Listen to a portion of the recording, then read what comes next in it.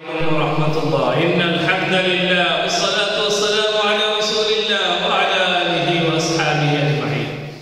قال الله تبارك وتعالى: كتب عليكم القتال وهو كره لكم.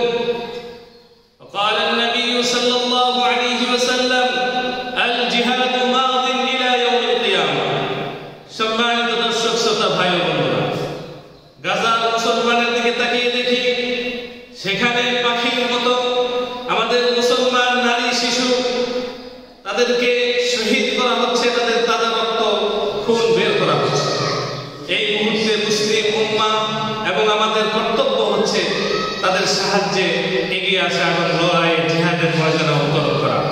আল্লাহ সুবহানাহু ওয়া তাআলা কালামে হাকিমে সূরাতুল বাকারায় বলেন: কুতিবা আলাইকুমুল কিতাল, ও মুসলিম জাতি, জিহাদ সশস্ত্র লড়াই তোমাদের জন্য ফরজ করা হয়েছে, যদিও তোমরা অপছন্দ করো।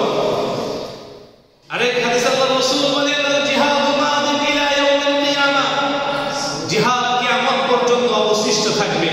নাপাক ইহুদি, খ্রিস্টান, মুশরিকেরা মুসলমানদেরকে, মাসলুম মুসলমানদেরকে নির্যাতন করতেই থাকবে। আর নির্যাতন আর নিপীড়নকে প্রতিহত করার জন্য ময়দানে জিহাদের লড়াই করতেই হবে। সম্মানিত আমার প্রিয় ভাইয়েরা, এই জন্যে গাজার মুসলমানের জন্য সশস্ত্র জিহাদ করতে হবে, তাদেরকে সাহায্য সহযোগিতা করতে হবে, তাদের জন্য নফল রোজা এবং নামাজ করে দোয়া করতে হবে, আল্লাহর দরবারে কায়েমুল হককে অশ্রু ফেলে ফেলে মোনাজাত করতে হবে এবং তাদের জন্য দোয়া করতে হবে।